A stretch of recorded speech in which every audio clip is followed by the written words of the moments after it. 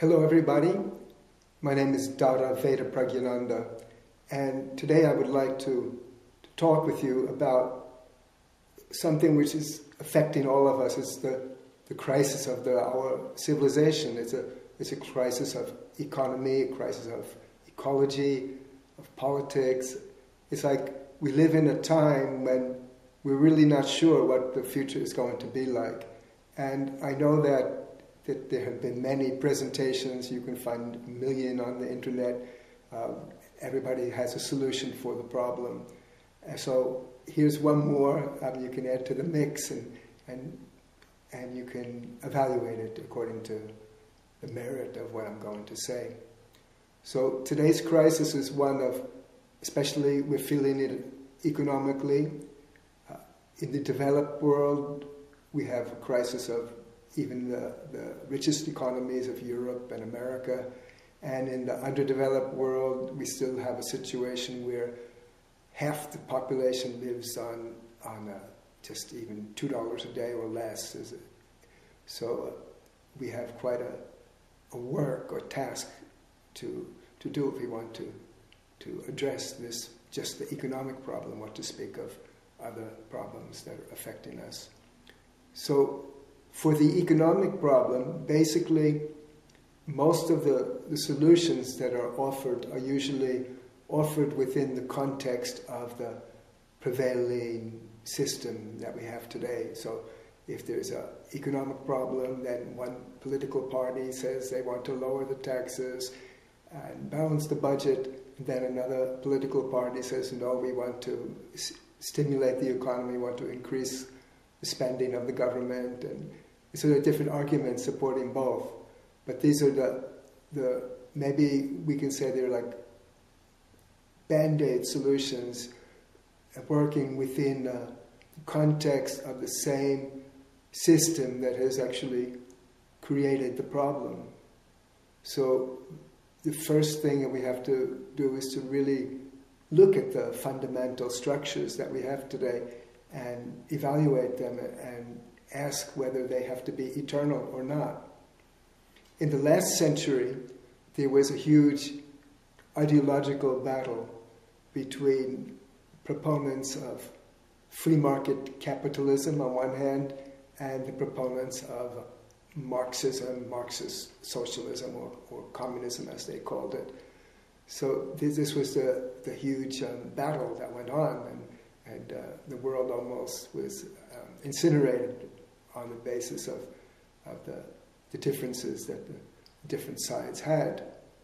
But as the 1990 came about, then the Marxist challenge more or less collapsed with the collapse of the Soviet Union and its satellite states in Eastern Europe.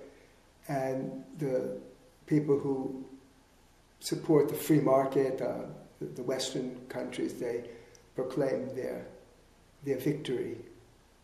But that victory is beginning to look a little shallow, because if we cannot even provide employment for everyone, and we cannot provide the basic necessities of life in the richest countries, and if we cannot address the still remaining poverty in the poor countries, what does that say about our system?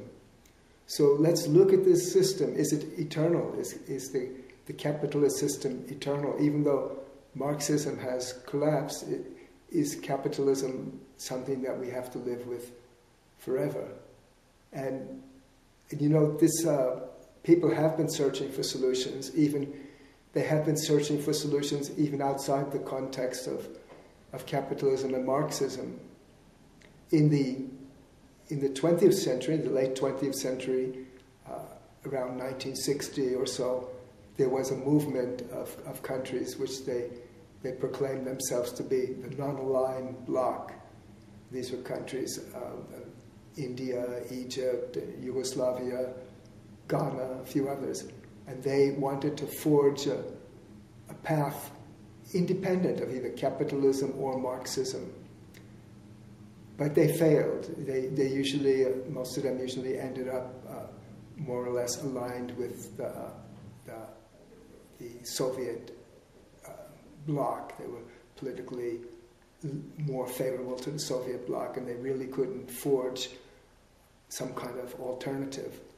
Interestingly enough, at that very same time, there was a philosopher in India by the name of Prabhat Sarkar, P.R. Sarkar, and he put forward a theory which he called the Progressive Utilization Theory. And basically, this is an economic and political philosophy that is not capitalism, and it is certainly not Marxism. It was a system which was put forward as a way to solve the problems that were caused by the present models, whether they were of the capitalist or of the communist variety. So let us look at this system and see what it is and if it could really address the current crisis that we have today. So I can give a few elements of it. In a short video I cannot explain everything, but I can give the basic elements. First thing, which is really very important, that this is a spiritual view of the world. And maybe that's the reason why you're seeing an orange-clad yogi in front of you explaining it, because it does take some kind of a spiritual viewpoint to understand it and to enact it. So what is the spiritual viewpoint? It's not something which is beyond our capacity to understand it. You don't have to attain enlightenment to get it. But the idea is basically this, is that this world, this universe, is a projection or a thought wave of the cosmic consciousness. And what that means is that we're all in this, and we're here as a short momentary entity. We realize this anyway, that you're here for 50 years, 40 years, 60 years, 70 years, you don't know. And one day you have to pass from this world. And yet, even though we're here as a transitory entity, and as the people who hold this viewpoint, spiritual viewpoint, would say even we're just a thought wave, regardless whether we're a thought wave or not, we're certainly transitory in this world.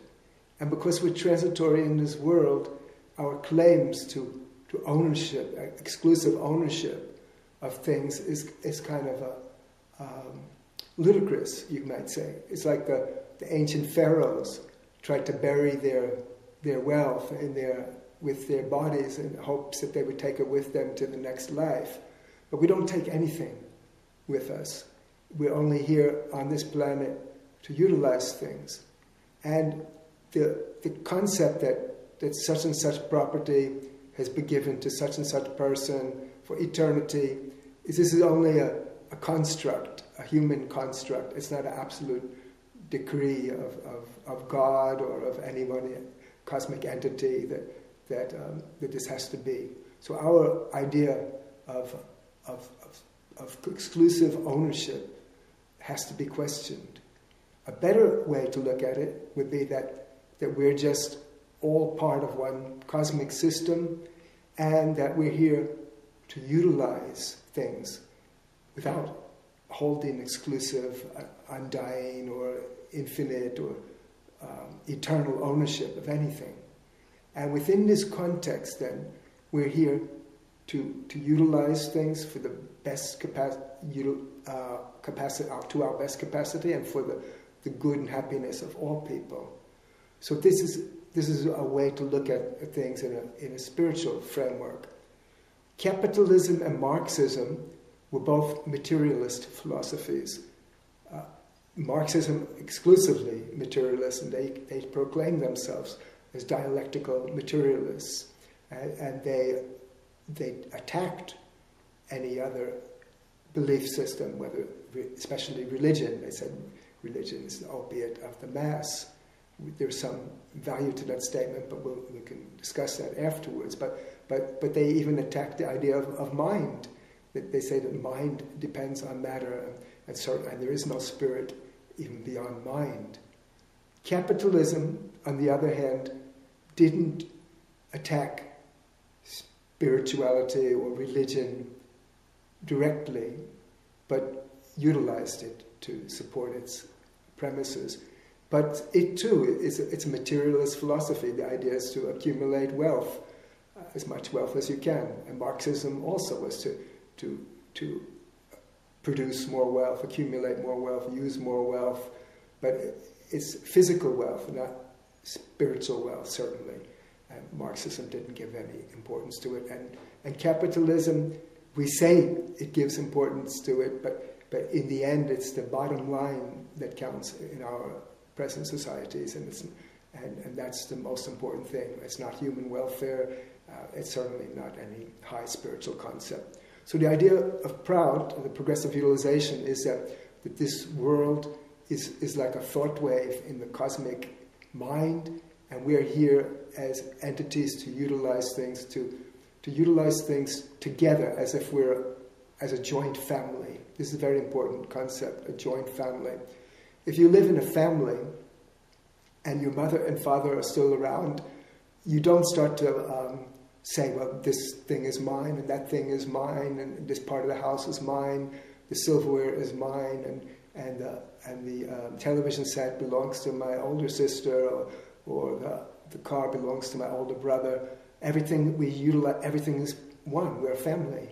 It's only if the mother and the father pass on, then there may be a dispute about the property. So what PROUT says is that the mother and the father, the supreme entity, the supreme progenitor, is around, is eternally around, and we're here only to share this world as a joint family. So this is a concept that may or may not be easy to accept, but it's something that we should think about. And on this basis of this kind of utilizing this world as a joint family, then PROUT attacks or addresses the problem of how to organize the society. But this way is also based, there are some principles. You have to have principles if you're going to do anything in this world. So what are these principles? One of the principles is that the society should guarantee the minimum necessities: food, shelter, clothing, education, and medical care to all people. This should be a right of people. We often talk about the Bill of Rights, and we have right of free speech and free assembly and right of religion and these political rights. But here we're talking about economic rights, the right just to survive. And so what is PROUT doing here? We're saying there should be a floor on the economic house, and nobody should go through this floor. In fact, it's our shame if there's somebody in our society who dies of starvation or dies because of lack of medical care, or who sleeps outside, who uneducated. This is not to our glory, it's our shame. So the society must guarantee this to all of its people. This is the floor of the economic house. We're proud, and this has been talked about, many liberals or social welfare people, economists have always spoken about this. But where PROUT breaks a new ground is that it says there should also be a ceiling on the economic house. A ceiling means that there should be a cap on the accumulation of physical wealth by the members of the society. The free accumulation of wealth, the unlimited accumulation of wealth by a few people, results in the misery of many people. And this is a situation in the world today, that wealth has been concentrated in the hands of very, very few people, and the result is a society where there's also people who don't get enough, and it's a society where the whole structure of government has been distorted with wealthy people buying the government. So PROUT says no individual should be allowed to accumulate any physical wealth without the permission of the society. So there should be a ceiling on the wealth.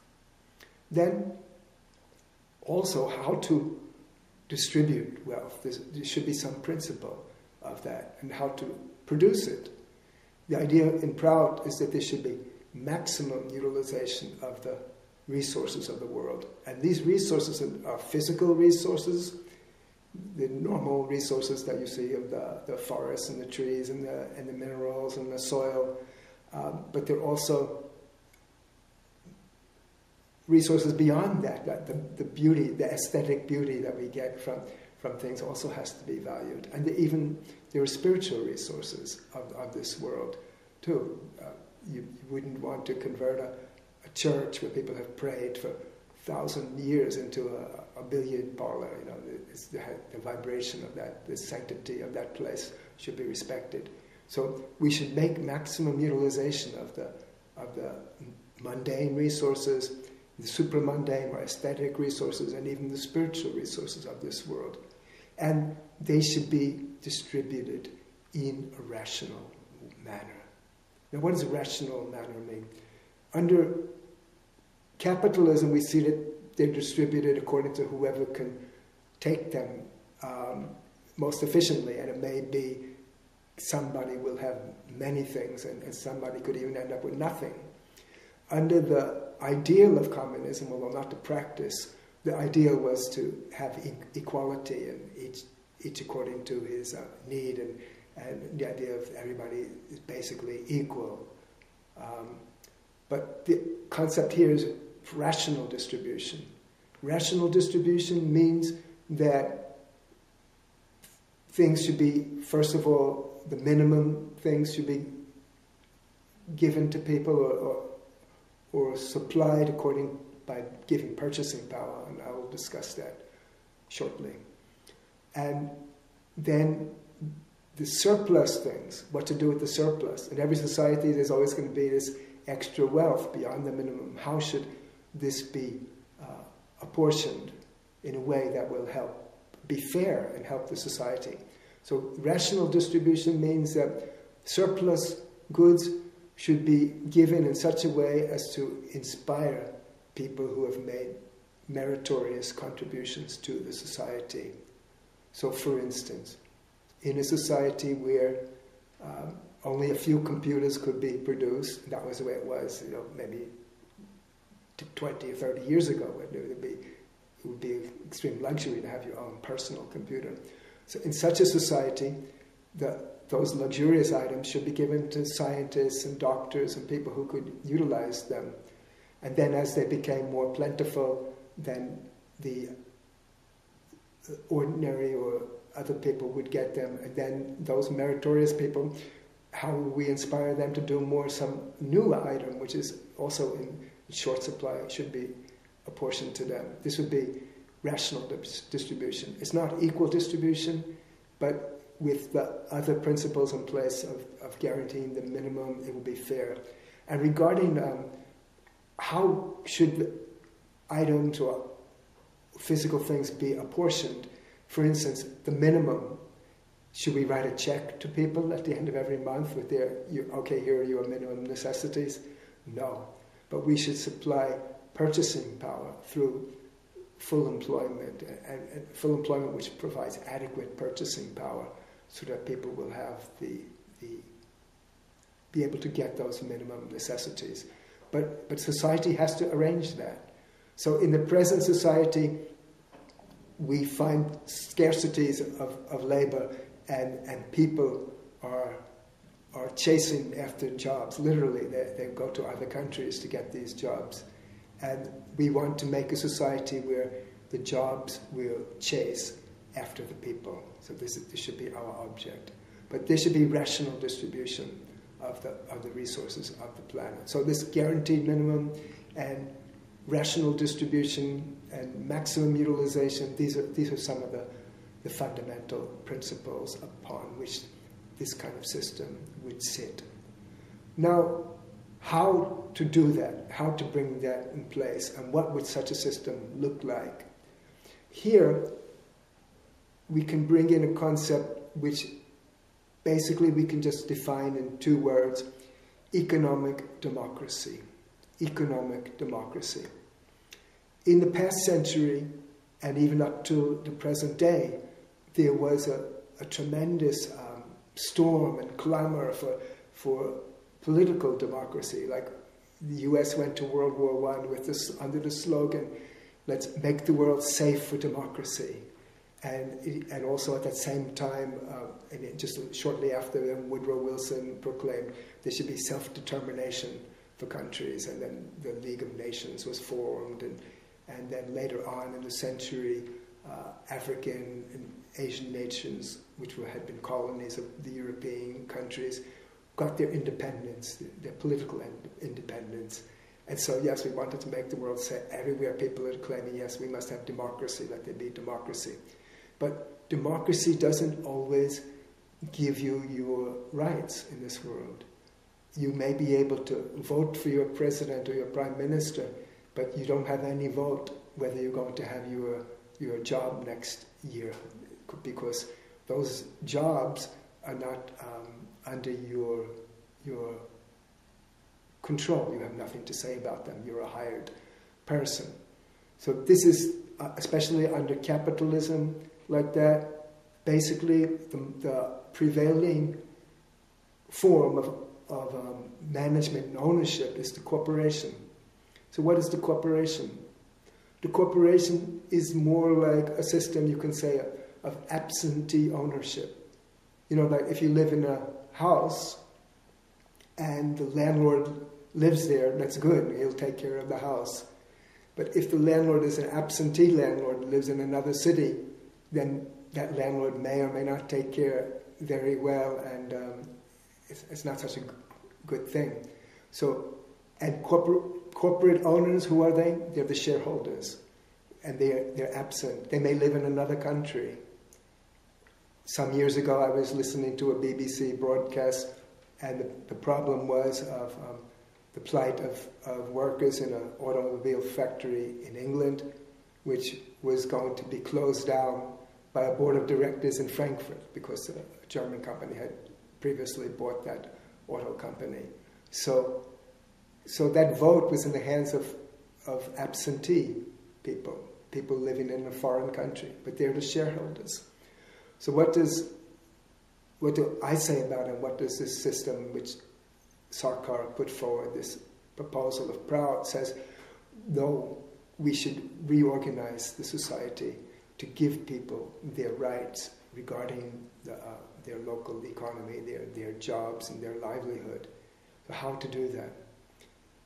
Sarkar envisioned a 3-tier economy, 3 tiers of the economy, 3 parts.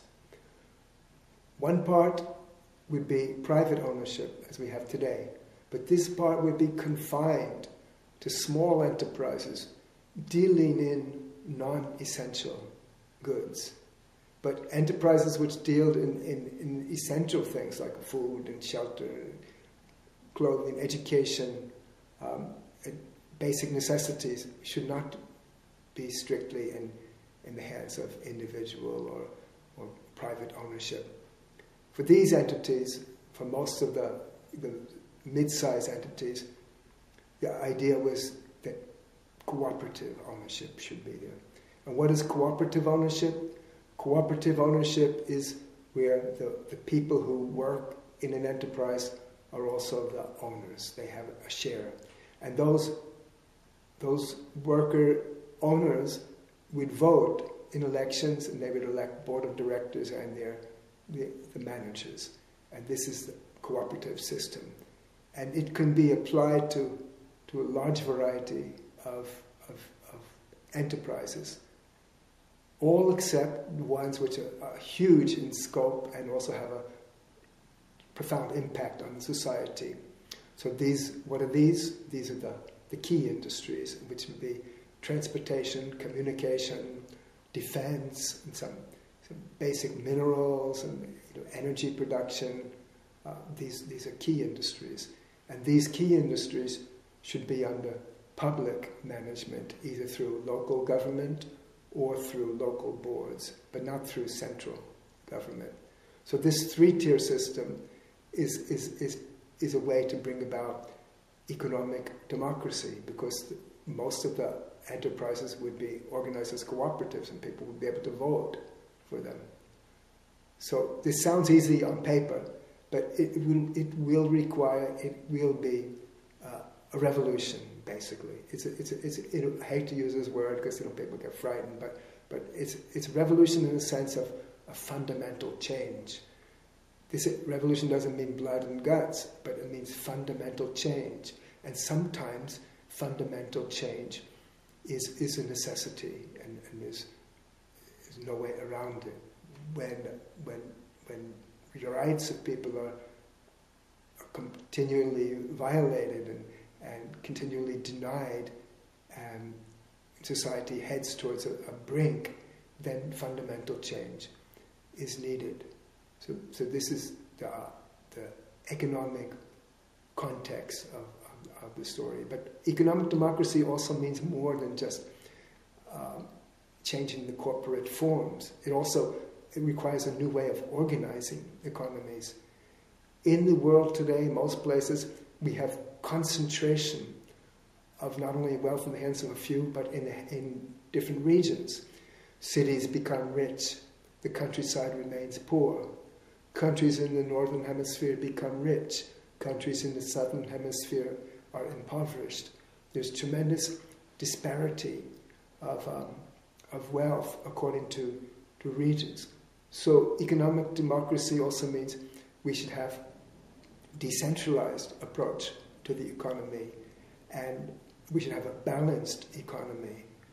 A balanced economy means that within a particular nation or area or economic unit, you should have industry, agriculture, service industries, industries providing the materials for agriculture in a balanced way.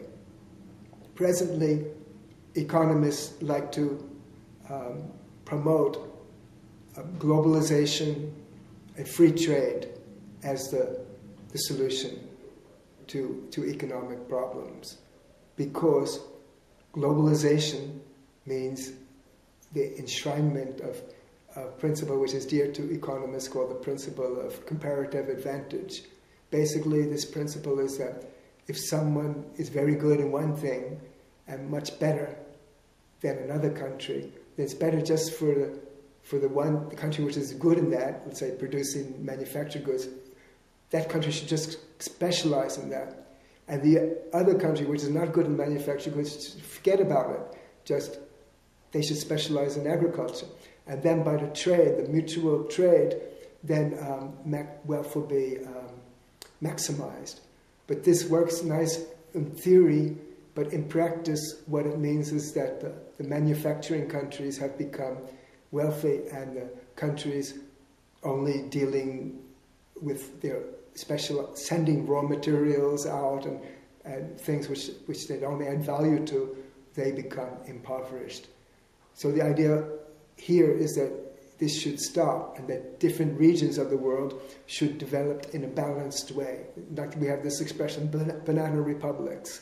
Yeah, there shouldn't be banana republics. That countries should also develop manufacturing sectors and service sectors and agriculture. And if they have to develop a manufacturing sector, they should be allowed to protect it while it's growing. They should be allowed to protect it while it's growing. Countries which we would laugh at, that manufacturing today, then we won't laugh tomorrow. We used to laugh when we found the goods that said made in Japan in the 50s, when we saw that on the bottom of we turned it over and we look at where it was made in Japan, we would laugh at it. It means cheap imitation. But nobody is laughing today. So we have to allow countries around the world, regions around the world, to develop in a balanced way. And much of the dispute of the United States and Cuba, well, it was rooted in the Cold War, but it was also the Cuban idea that they didn't want to become a place just where rich people will come to spend, gamble, and do prostitution. they wanted also to develop their economy as they saw fit. So this is a huge thing that we have to allow rich countries. So they have to give up their idea that they're going to dictate what happens in the other countries of the world, and so there has to be real democracy in that sense. The countries of Africa got their political democracy in 1960, but they didn't get their economic democracy because they got their political freedom, but they didn't get economic freedom because they're not free to help to develop their economies as they want them to. So this should be allowed. And within countries also, there should be a balanced approach to development so that there will not be a concentration of particular enterprises in one place and then nothing in another place. There should be jobs in one place and no jobs in another place. So this will be a new organization, a decentralized economic approach. And this decentralized economic approach, whether it be applied within a country, and if it would be applied with also a reorganization of enterprise in three tiers, with some private and a good portion in cooperative, and the largest enterprises which are not amenable to cooperatives in public hands, then this could allow a fair amount of wealth, and it could be and even increasing amounts of wealth. You know, one thing which has to be made very, very clear when we talk about a system like PROUT. I have not used the word yet, but I can say people will use the word socialism. In one way, this is, maybe you could label this a type of socialism. If you want, you can use that word. Sure, of course, it doesn't allow people to accumulate as much as they want. So there's social limits of it. Use that word if you like. But one thing is very important. Even if you use the word socialism, it doesn't mean to make, or collective system, it doesn't mean a collective system is to make everybody poor. In the United States, where I'm sitting right now, that people think of socialism and they think of, oh wow, yeah, we'll be putting camps and everybody be wearing Mao jackets, gray jackets, and we'll be eating porridge, thin porridge, and that's what socialism means. But look at it this way. It means a system which is based, one of the principles which I didn't mention is that the system of standard of living should rise in every, successively age. It should rise progressively. So it's a system which will produce a good amount of wealth, and that wealth will be shared fairly, and the system will gradually increase the prosperity of everyone. It doesn't mean to bring everyone down to a low common denominator. It means rather to lift everyone up to the highest point possible. So this is a very important point to keep in mind. And I want to go finally to the last thing I want to mention today, that the enactment or the implementation of these measures, let's say for economic democracy, for example, to bring about guaranteed minimum necessities for people, or to make any structural adjustments in the economic system, depends on one important factor, which is tied to the first thing I mentioned. I mentioned a spiritual worldview. But what is needed to bring about anything great in this world is the proper people to do it. Without the proper people, even a noble idea will be perverted. For example, although people here in America or in the West are likely to view communism or Marxism in a very terrible light as a demonical theory, its proponents were not demons and not devils or not bad. The people who formulated the theory, they had good ideas. They saw the problems caused by capitalism. They saw the inequality. They saw the deaths caused by the babies dying at the prison gates in the early capitalist factories where there was no childcare, no anything, there was no care. They saw people dying of starvation, of neglect, of lack of medical care, and they put forward their theory as a way to address this.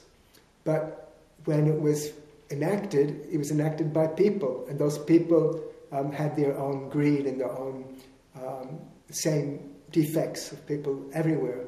And so many so-called communist systems had elites with more.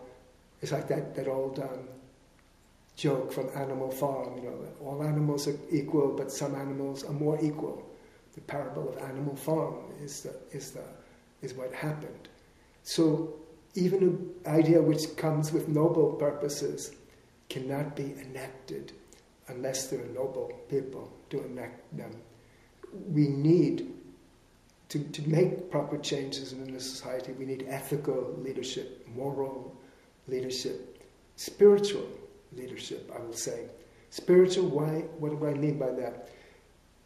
The idea, you can have a humanistic idea in your mind, but that idea of humanism, of altruism, of love, is not intellectual. It needs to be nourished. It should never die. And that nourishment comes from a spiritual practice, of internal spiritual practice, which will remind you and will remind me that we're not a sack of skin and bones, and that behind this I feeling, I exist, there is also an I of I know. And that I of I know is our soul, is our spiritual source, and is the place of love and of bliss. And only people who are in touch with this on a constant basis, then they will never forget their place in the society. And such people can be entrusted. Of course, in every society there have to be management. Even in a cooperative, you have to elect a management, but that management should be honest. And in a society, there have to be some government, and that government should be honest. But that government can't be honest if the electorate isn't honest, if the electorate isn't noble, the electorate isn't moral. So the whole foundation of this will rest on also a sea change in people. We have to become better. We want better. We said, yes, we want the best government. We want the best system. But to deserve that, to get that, we also have to be better. So in a nutshell, this is the proposition. We have a crisis in this world, and this crisis is a systemic crisis. It's caused by an economic system which is based on just the strongest and the shrewdest and maybe crookedest grab as much as they can, and others have to fend for themselves. And the solution which Sarkar first put forward in 1959, which I'm restating here, is that we need a system based on a spiritual worldview, a worldview in which we view this universe as our common property, and that we work in a collective fashion to ensure that all individuals will have their life of dignity. That's what we want, a life of dignity. Not only the minimum, but they should thrive. They should thrive psychically and spiritually and have their freedom to live. We want a prosperous world, but we want that within the framework of a system of collective social responsibility. And we can do this if we will also work on ourselves to become better examples, and if we take these some of these policies and principles of economic democracy, of decentralizing the economies by allowing balanced regional growth around the world, and reorganizing the economic structures of the world so that there's the maximum participation of the stakeholders. So in a nutshell, this is the Progressive Utilization Theory. And when I first heard about it in 1970, I became inspired.